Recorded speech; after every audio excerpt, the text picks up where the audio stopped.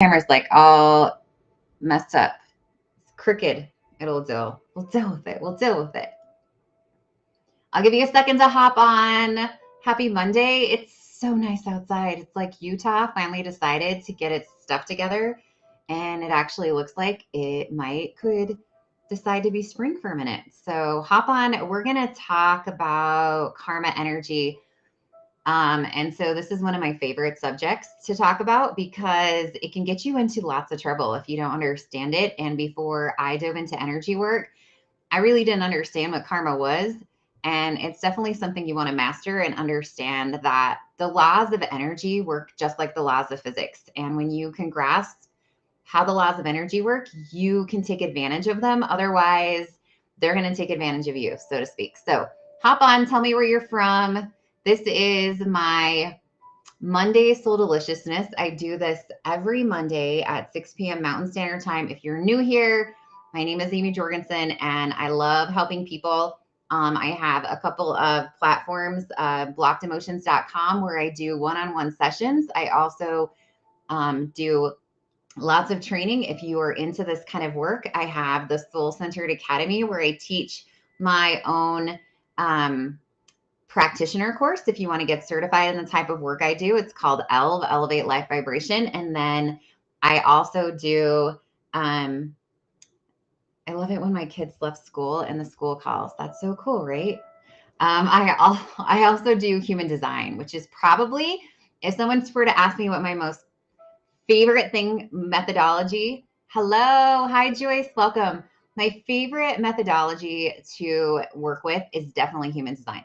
I love doing the process that I do, but it all works like super well together. I use ELV to help people clear out negative emotions, negative traumas, negative energy, all kinds of stuff from their subconscious. And then we use human design, which teaches you this really cool strategic way to live your life so that you do it.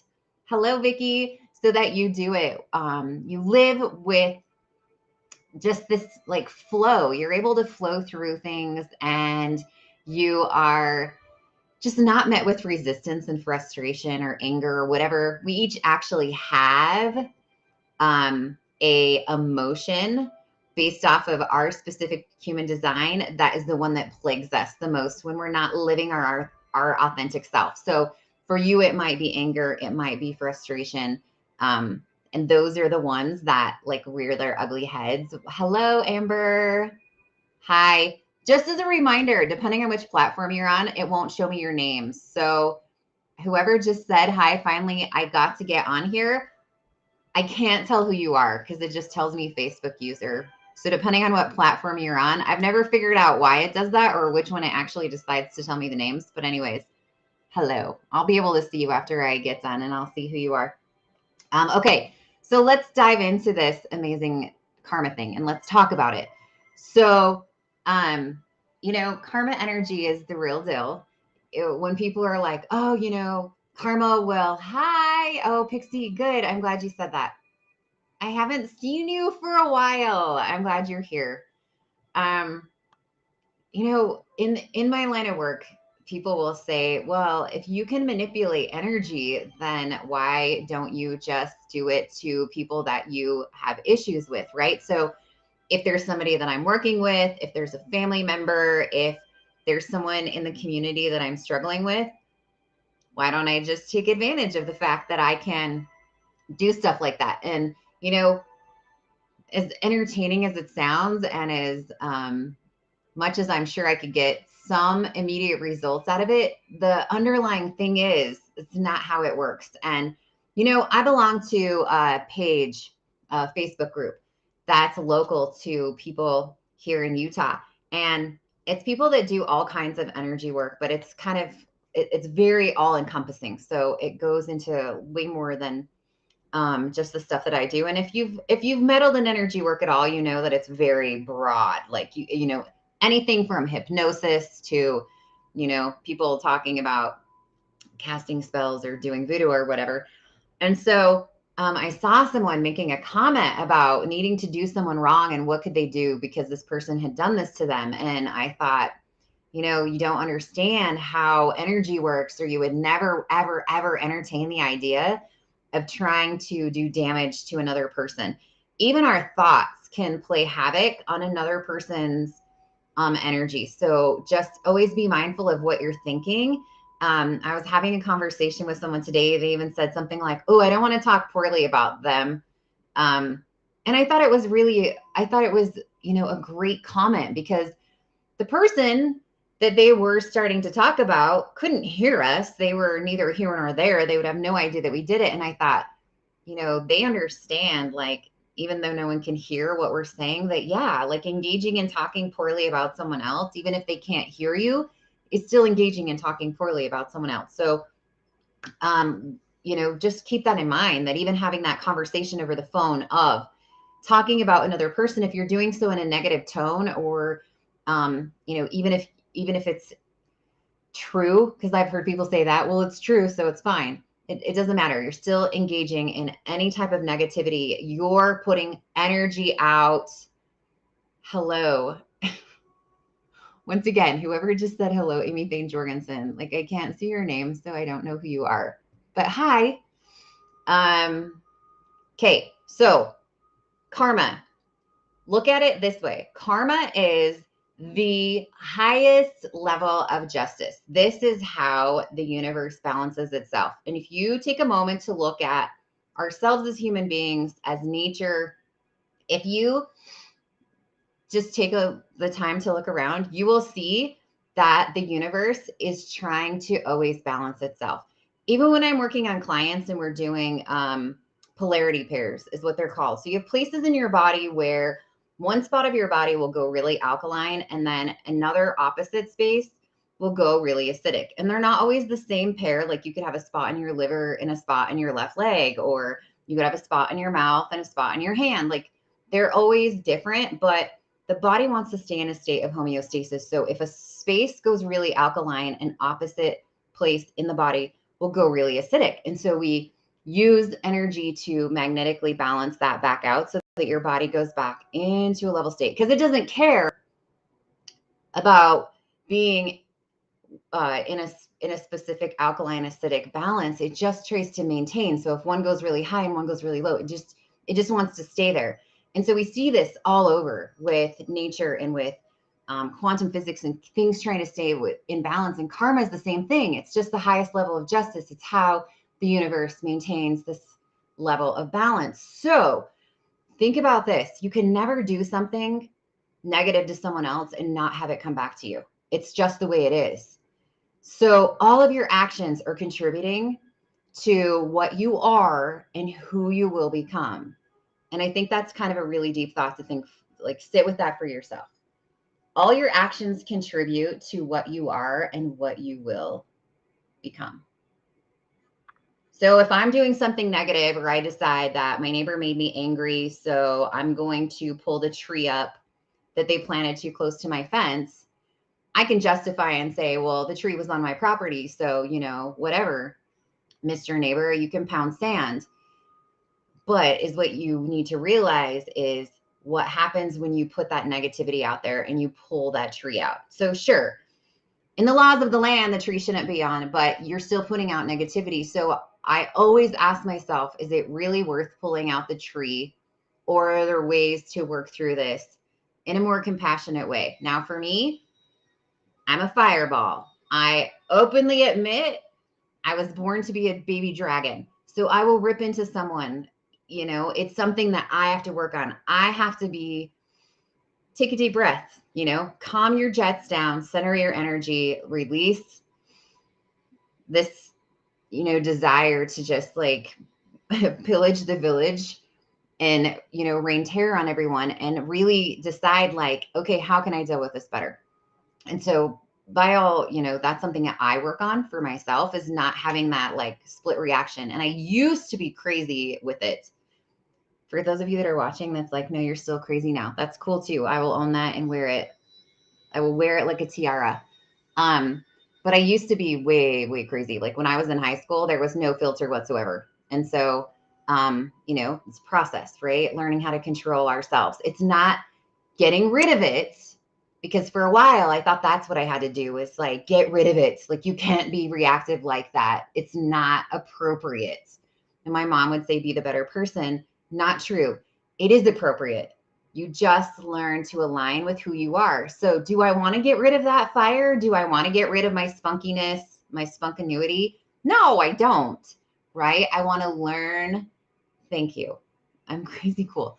I want to learn how to use it appropriately, right? So it's in alignment with everything that I'm telling you. Okay. So your spirit, right? That's what you are. If you think of yourself as a physical being, I'm going to really encourage you to take a path. Take a path because you are a spirit. You're having a momentary little journey in a physical body. And if you're focused on your physical body, then you're going to find that you're going to have all the issues that a physical body has. But if you align yourself into a higher space of thinking, you will actually be able to overcome a lot of the physical issues that go on with our bodies. Okay. So your spirit, it evolves through lessons. It evolves through learning. The problem with that is the easiest way to learn. I mean, look at your kids, right? The easiest way to learn is what? Through pain, through consequence. It's way easier to learn a lesson through pain and consequence than it is to learn a lesson through love and compassion. Unfortunately, that's just how it rolls. But if you can be aware of that, you definitely can adjust and learn through love and compassion so you don't have to go through things that create immense amounts of pain. Now, this also comes up and says, well, so what about if I've had something really bad happen to me? Does that mean that I deserved it?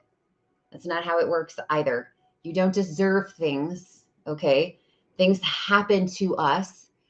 And, you know, if we're all aligned and we're doing everything that we're supposed to be doing for our highest purpose, then those things come to you because it's something that you need to learn. So, you know, there was a time when, you know, Kinley passed away and I was like, well, wow, you know, what did I do to deserve that?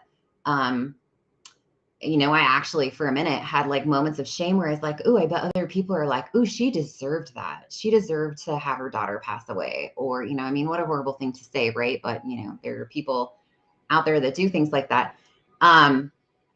You know, or I was like, oh, what did I do? Like I must have ate something or I must have done something that to create a heart defect for my daughter and, you know, blah, blah, blah. No, not at all. Like I can, with a mature level, look back now at what happened to me in every instance of my life, no matter how hard it is. And I can see the lesson that needed to be learned. Now, is that something that happened to me overnight? No, it took a lot of reflection and it took a lot of being okay with, wow, my daughter had a purpose here. And I choose to align with that as a purpose instead of, you know, letting that tear me down into a space where I can't get back out of. So your spirit evolves through learning and lessons. And no, you don't deserve bad things to happen to you. But if karma comes back at you, right, then yeah, use it. Like it's a way to learn. It's a way to learn, and we're here to learn. We're never failing. We're learning. Okay. So love and compassion sets you free. Bitterness will create resistance and stagnation. So choose. Like I've seen this with a family member that just cannot let it go. So they are living in bitterness and their life will continue to have resistance. And then they sit around and what do they say? They look at everybody else and they become the victim and they complain. So-and-so always has it better. This always is so easy for you.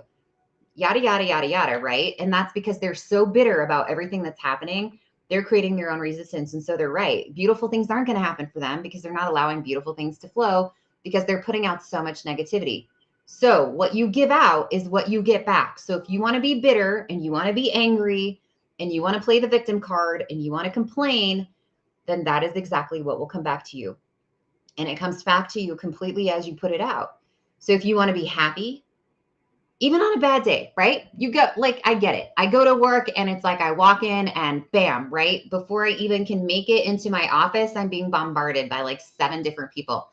In that moment, I have a choice. I can think, okay, everyone leave me alone, and I can start freaking out, or I can, you know, align and be like, okay, cool. You know, there's some stuff going on. I'm going to take a second. I'm going to align with everything and I'm going to look at it as a positive. And I do this with really simple stuff, right? I'll be like, I have gratitude that I have a job. I have gratitude that I have a job. And then I just start flowing through my list of everything I'm thankful for. down to my carpet. And I literally do just that. I'm thankful for my job. I'm thankful that I work in a building with heat. I'm thankful that I work in a building with running water.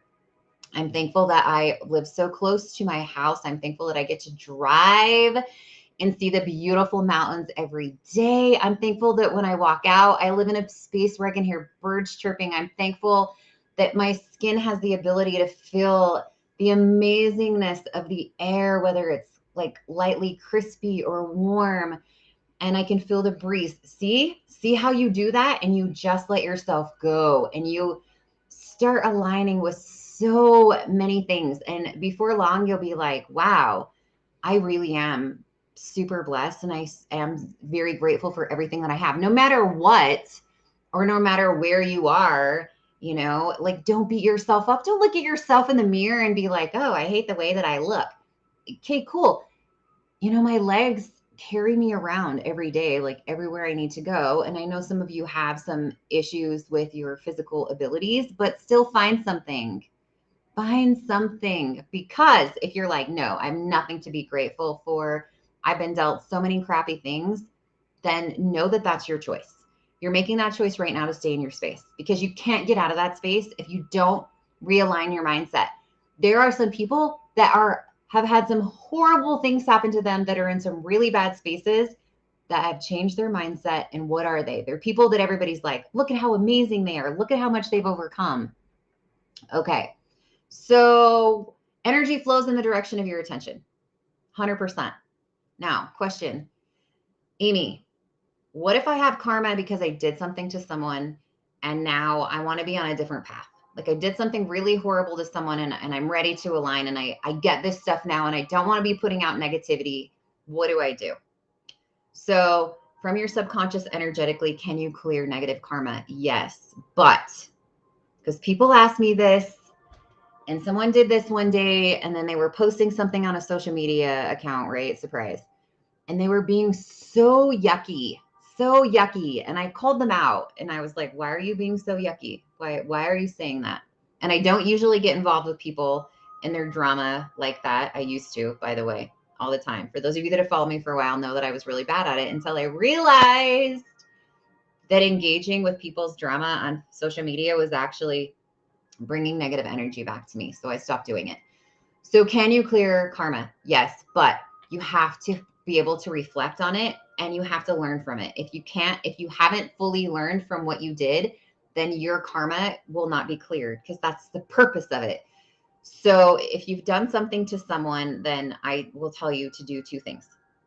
I will tell you to reflect on what you did.